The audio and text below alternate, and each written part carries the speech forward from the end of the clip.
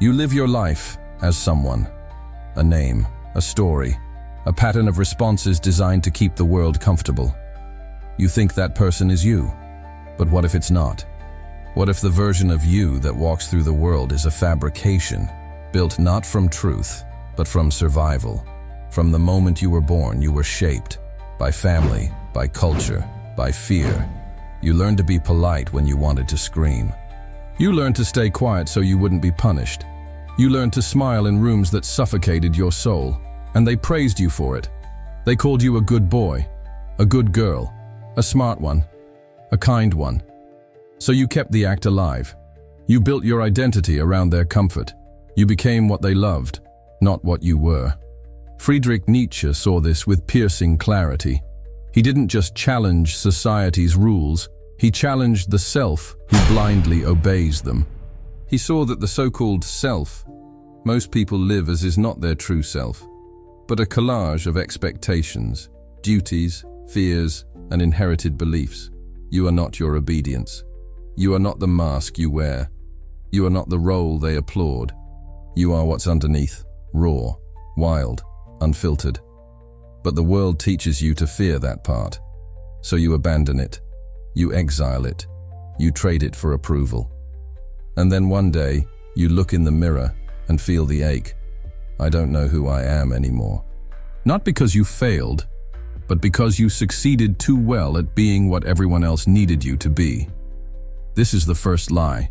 The idea that your worth depends on being good, being agreeable, being accepted.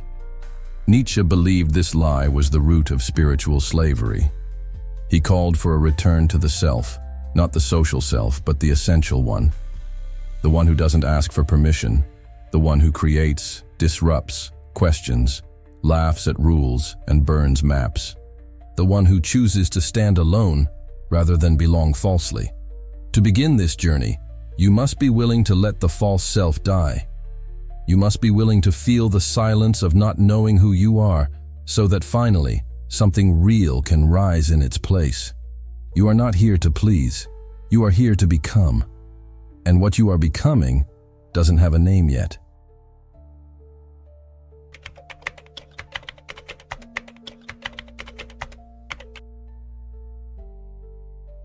You didn't choose the person you became. You inherited it. A self built from rules you didn't write, values you never examined, beliefs passed down like family heirlooms, wrapped in guilt, protected by silence. From early on, the world taught you who to be, not with force, but with rewards. Be quiet, get praise, be agreeable, get love, be normal, get to belong. The message was clear. You are accepted only if you become what we want. So you learned to trade authenticity for acceptance. You became fluent in the language of masks. You wore smiles when you were breaking.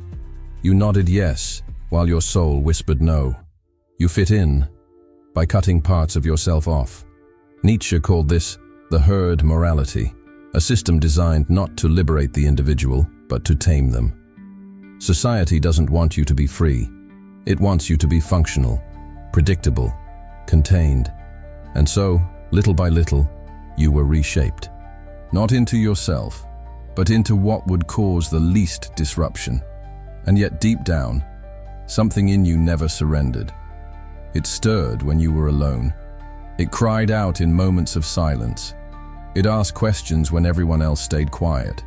It didn't want to be good. It wanted to be real. But being real is dangerous. It threatens the structure. It offends the system. It awakens the sleeping. And so the true self is buried, not by violence, but by smiles, by politeness, by the quiet agreement that this is just how things are. But Nietzsche never accepted how things are. He saw that most people live as echoes, mimicking the morals and manners of those around them, never daring to question who wrote the script. He believed that to find your true self, you must first admit the self you've lived as was never yours to begin with. You were trained to be liked, not to be whole. You were praised for being good, not for being honest. You were rewarded for being soft, not for being sovereign. So if you feel lost, if you feel like a stranger in your own skin, if you sense that you've been playing a role that no longer fits, it's not because you've failed. It's because your soul is finally waking up. And awakening is violent, not to others, to illusions. It breaks the comfort of your conditioning. It burns the scaffolding of your persona. It leaves you standing in the ruins of who you thought you were. But that's not a loss, it's a beginning. Because only when you let the false self collapse can the real one begin to speak. And that voice won't be what you expect. It won't say, be better. It will say, be true. It won't say, be good. It will say, be whole. And it won't ask for permission, because the self that is truly yours doesn't need to be approved. It only needs to be lived.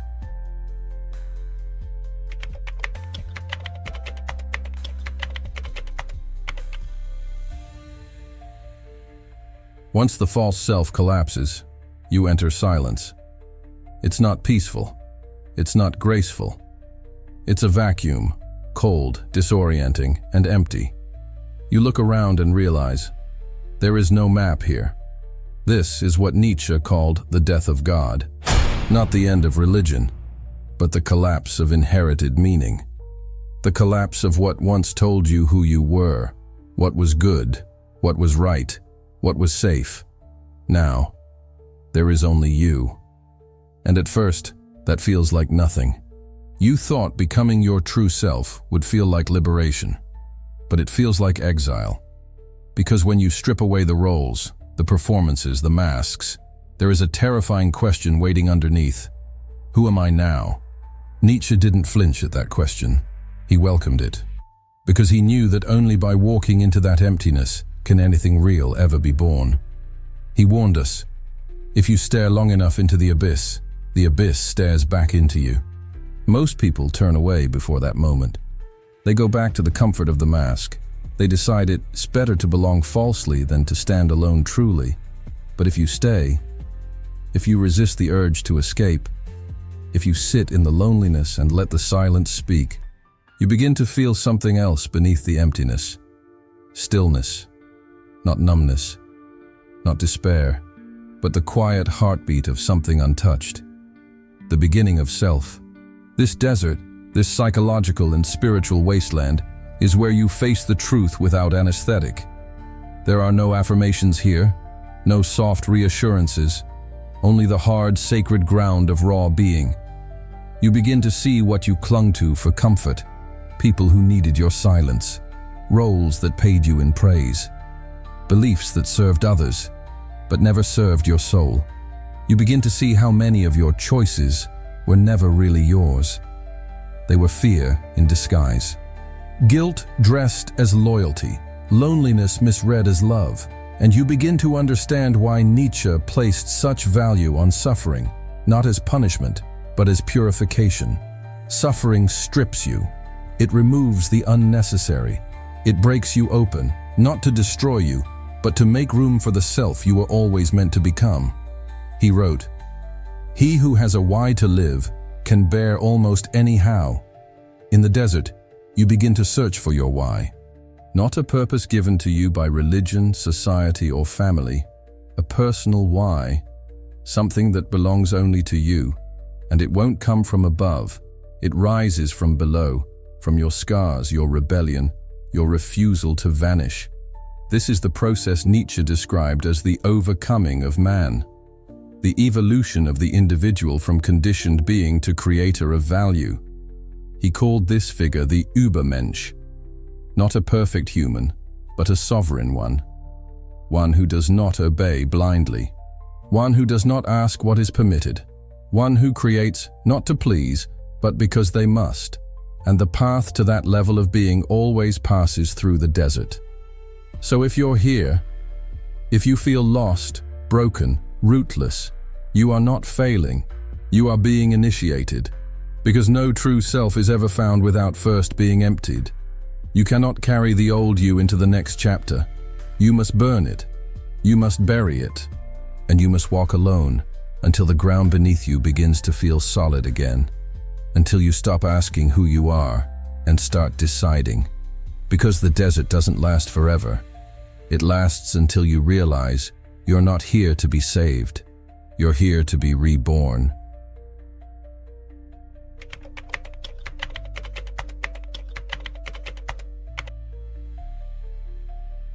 There is a moment in the desert when something breaks, not with noise, but with the soundless truth that nobody is coming. No mentor, no savior. No parent, partner, leader, or guide. No one is going to tell you who you are. No one is going to rescue you from your confusion. No one is going to hand you your purpose or permission. And in that moment, something shifts inside you. Something terrifying and liberating at once. You are alone. For most, this realization feels like abandonment. But for the awakened few, for the ones who survive the death of illusion, this is where life finally begins. Because now, for the first time, you belong only to yourself. Friedrich Nietzsche warned of this moment. He called it the breaking point of all borrowed beliefs, the collapse of all external validation. It is the death of the herd, the tribe, the collective we. And what rises in its place is raw, unfamiliar, powerful. The I, not the ego that needs to prove something, not the role crafted for applause, but the authentic, untethered being that looks inward and asks, "What do I want if no one is watching?" This is the turning. When you no longer ask, "What is expected of me?" You ask, "What is true for me?" And the world doesn't like this question. Because the world is built on compliance, on repetition, on people who say yes without thinking. But now you're thinking, now you're refusing, now you're seeing, and what you see may leave you alone. You may lose friends. You may disappoint family. You may walk away from careers, communities, or entire lifetimes that no longer fit. Because once you taste the truth of your own soul, you cannot unsee it. You cannot go back. Nietzsche wrote, "No price is too high to pay for the privilege of owning yourself." And now, you understand what that means. It means letting go of the need to be understood. It means walking into rooms where no one agrees with you, and not shrinking. It means saying no, even when it costs you love. It means trusting your instincts more than their instructions. It means you stop trying to be admired and start trying to be real. Because admiration is external. Realness is internal. And now the only voice that matters is the one that speaks from within. But here's the paradox. Once you no longer need others, you finally connect with them differently. No longer out of dependency. No longer out of fear, but from truth. You become sovereign, not invulnerable, but intact. Not hard, but rooted. You stop chasing people who reflect your wounds. You stop asking others to complete you. You stop performing for love that doesn't recognize your depth. Because now you know, you are the source of your meaning, the source of your direction, the source of your power. And from this source, you begin to live differently. You no longer need to be liked. You need to be free. You no longer need to belong. You need to stand. You no longer need to explain. You need to be.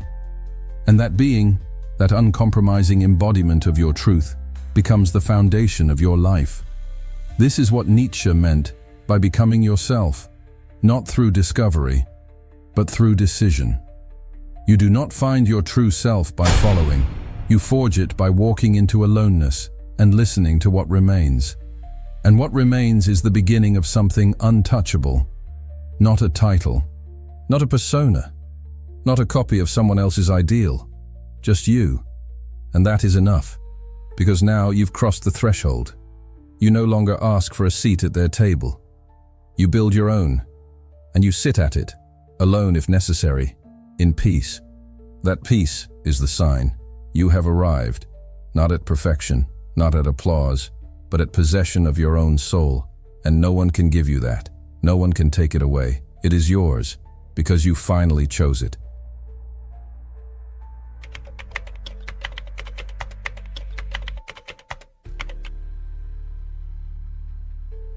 After the collapse, after the solitude, after the silence, something stirs. Not a thought, not a memory, but a force. It rises from the bones, from below language, from the part of you untouched by fear. It doesn't ask for permission. It doesn't wait for the perfect time. It simply moves, forward, upward, outward. Nietzsche called this force the will to power, not power over others, not the thirst for control or domination, but the most essential power, the power to become who you are, not who you were told to be, to shape your life instead of being shaped by it, to assert your truth, your rhythm, your presence, without apology. Most people never activate this force. They live reactive lives, chained to habit, to memory, to expectation. They follow inherited scripts, speaking someone else's words, dreaming someone else's dreams. But when the will to power awakens, you stop reacting. You start creating. You no longer wait to be given direction. You become the direction. And that's terrifying, because now you are fully responsible. There is no one else to blame, no system to hide in, no story to lean on, only you, standing face to face with your own becoming. Nietzsche believed that this was the beginning of freedom, not comfort, not certainty, but responsibility. Because to become yourself, you must be willing to burn everything that is not you. And that means sacrifice. You may lose approval, you may lose your old identity, you may lose the comfort of victimhood, but what you gain is immeasurable. Sovereignty. Not the kind that roars. The kind that walks quietly through chaos, untouched. Not the kind that dominates others. The kind that no longer needs anything from them. You stop asking for validation. You stop waiting for clarity. You stop hoping the world will understand. Because now, your life is not a reaction. It is a composition. You are the composer, the architect, the sculptor. You no longer seek to be saved. You create the self that would never need saving. This is the ultimate form of power. Not to control others, but to command yourself. To rise each morning not with obligation, but with direction. To speak not to be liked, but to be clear. To move not to escape, but to express. You begin to realize that the world doesn't owe you a place. You are the place. You are the context. You are the center. And everything you once gave away, your time, your voice, your power, you begin to call back.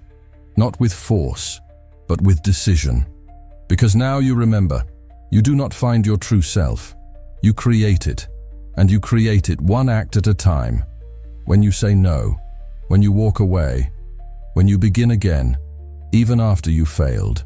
When you speak the truth, even when it shakes your voice. When you dare to be disliked, because peace is more important than performance. This is not arrogance.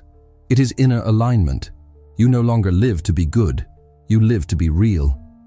And in a world built on noise and approval and masks, that kind of realness is electric. It wakes others up. It challenges their illusions. It shifts the atmosphere. You don't need to be better than anyone. You don't need to prove anything. You just need to keep becoming, because the truth is, you are not a finished product. You are not a fixed personality. You are not an echo of what came before. You are a becoming, an unfolding, a force. And every time you choose truth over comfort, action over fear, expression over silence, you honor that force. You honor yourself.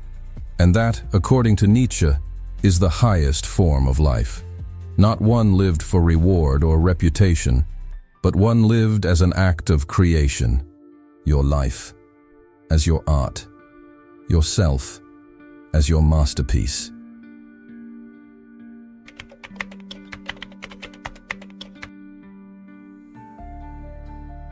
There is no ceremony, no applause, no light breaking through the clouds, just a quiet shift, a stillness inside you that wasn't there before, a sense of grounding. Not in the world, but in yourself. You're not who you were. Not because you've added something new, but because you've let go of everything false. The masks, the performance, the obsession with being seen a certain way. They're gone. And what remains is simple, undeniable, whole. You, not the conditioned version, not the role you learned to play, but the one who was always there, beneath the noise, beneath the fear, beneath the need. This is what Nietzsche meant when he said, "Become who you are." Not who the world says you should be, not who your past tried to make you, not who others will accept more easily, but who you are when no one is watching, and you're no longer performing. The true self is not an idea. It's not a brand. It's not a product. It's a presence, a way of walking through the world without seeking to belong to it, a way of speaking that doesn't ask to be understood, a way of choosing that doesn't need to be explained. You are no longer a reaction, you are a source. You do not imitate, you initiate. You do not explain, you embody. And from that place, you begin to live a different kind of life. Not a perfect one, not a peaceful one, but a powerful one, because it is finally yours. You say what's true. You keep what's sacred. You walk away when the space no longer honors you. You love without losing yourself. You rest without guilt. You stand alone without fear. This is not ego. This is integrity. You are no longer split between your truth and your image. No longer negotiating your soul for validation. No longer dependent on the world to give you something you've now found within. And what you've found is not a fixed identity. It is an open flame, a force that evolves, moves, deepens, but never again apologizes for existing. Nietzsche once said, "I am not a man, I am dynamite." That's what happens when the real self is born. You don't become louder, you become undeniable. Not because of your words, but because of your presence. Not because of your status, but because of your stillness. Because now, you've remembered who you are. And more importantly, you've chosen to live like it. This is not the end. It's the beginning. Not of your search, but of your arrival. Welcome. You've finally come home to yourself.